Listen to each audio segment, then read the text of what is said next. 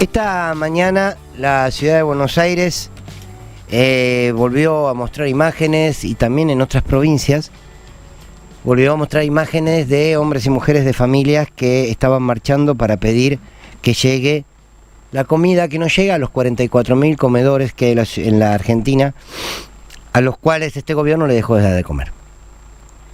Ayer nos lo decía, después lo habló con el gato en Minuto 1, ayer nos lo decía también aquí en Radio 10, Nacho Levi, que desde que este gobierno asumió no les mandó un paquete de fideos.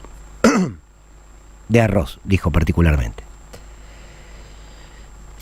A veces suena como, claro, como una palabra vacía, ¿no? La palabra hambre, la palabra necesidad. Hay muchos que dicen, bueno, acá en la Argentina hambre, lo que dice hambre no hay. Te dicen, hambre hay en África. Bueno, quizás lo pueden hacer aquellos que nunca sintieron lo que es tener hambre.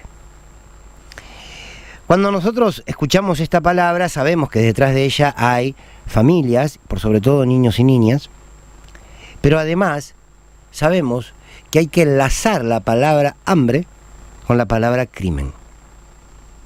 Porque alguna vez la Fundación Pelota de Trapo, donde estaba el enorme Morlachetti, que ya no está entre nosotros, pero su obra ha quedado,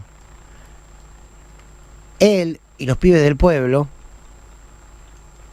los chicos del pueblo, hoy sigue esa organización social, hemos hablado de ella aquí, sintetizaron en la frase: el hambre es un crimen. Era una frase que, bueno, en los 90 era fuerte, porque el hambre es un crimen.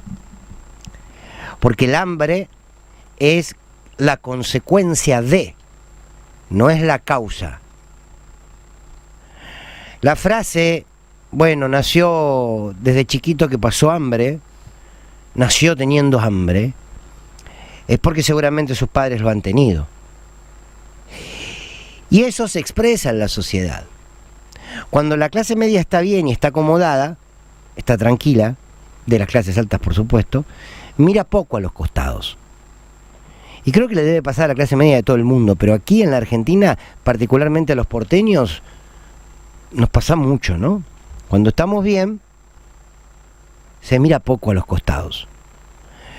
¿Cuántas familias viven en lugares que no tienen derechos, que no tienen cloacas, que no tienen acceso a la higiene que deben tener, a una vivienda digna, a la alimentación que los haga crecer y que los haga ir a los chicos a la escuela y poder entender qué se les está explicando?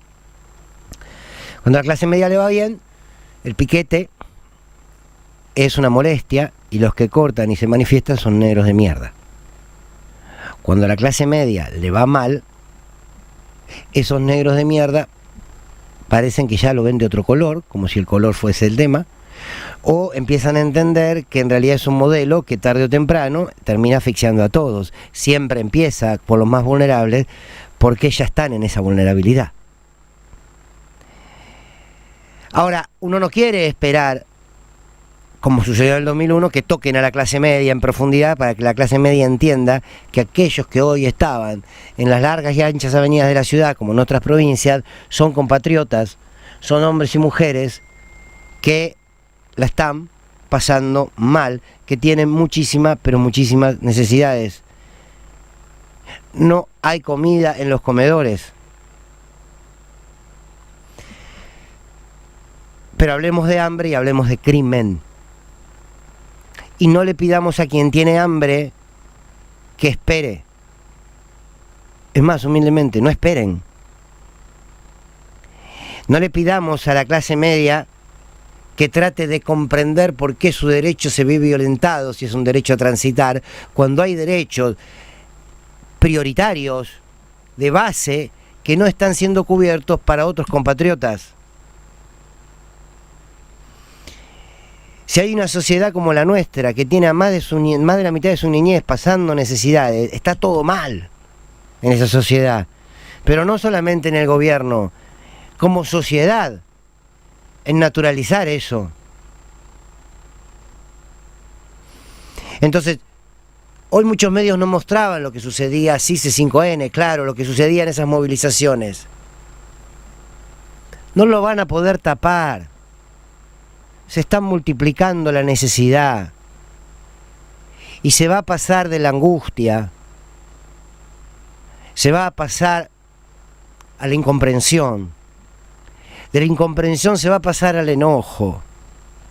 El enojo se estará expresando en forma verbal. Y el enojo se va a expresar en una forma que va a terminar siendo inevitablemente violenta. Porque el hambre es un crimen y es un crimen violento en su legitimación, en su accionar. Y las barriadas van a reaccionar. ¿Y quién va a tener el coraje de mirarlos a los ojos, levantar el dedo y decirle, no, no, no, no, no, por favor, orden, seguridad, orden, quédense ahí donde están? Bien en la villa, cáguense bien de hambre, pásenla mal, tengan frío, tengan calor, contamínense con el agua, quédense ahí bien quietitos, no rompan. Ese es el discurso, ¿no? De la derecha. No rompan, que me molestás a mí, que no puedo llegar al club. Va a pasar inevitablemente. Pedirle reacción a este gobierno cuando tenemos un presidente que ayer le dijo a un periodista que bueno, no hay plata cuando se hablaba de los jubilados, pero además le dijo, el sector donde hay menos pobres son los jubilados. Entonces, bueno, a ellos no les importa nada. Ahora nosotros como sociedad sí. Cuando era joven, tuve la posibilidad de conocer a Morlachetti y de, con algunos, una parroquia de un barrio de Mataderos, y después conociendo a algunos curitas que los llamaban curitas tercermundistas, y en ese proceso de formación en la teología de liberación con Rubén Dri, tuve la posibilidad de ser un militante de las villas. En provincia de Buenos Aires, en el norte argentino. Y de chico me impactó mucho, porque tenía 19 años, 20 años, y fue gran parte de mi vida. Me impactó mucho vivir durante unos días, porque íbamos asiduamente, cuando era provincia de Buenos Aires, pero cuando era una provincia del norte, íbamos, nos quedábamos a lo mejor 20 días, un mes, después volvíamos a ir. Me impactó mucho convivir en una situación diaria de gente que no tiene casi nada en el norte argentino, por ejemplo. Pero había algo perverso en mi mente,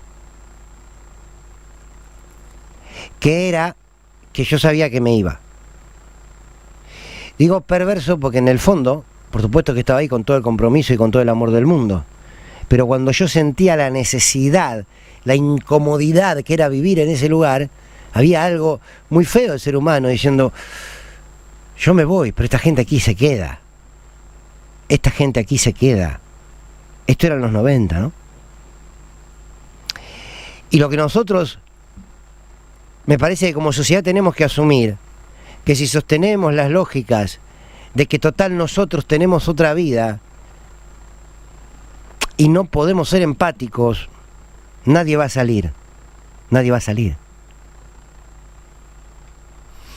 Quiero leerles de final algo que encontré en un muro, que es una frase de Galeano, de Eduardo Galeano, y que me parece que de alguna manera sintetiza esto.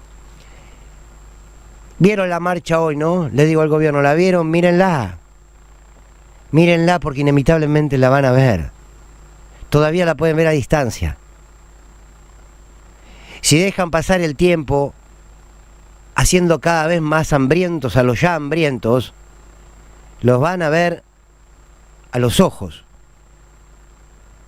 La policía vaya pensando si va a desacatar la orden de Bullrich de deprimir a los pobres, de reprimir a los hambrientos, porque se están multiplicando y la única solución que va a este gobierno es que repriman.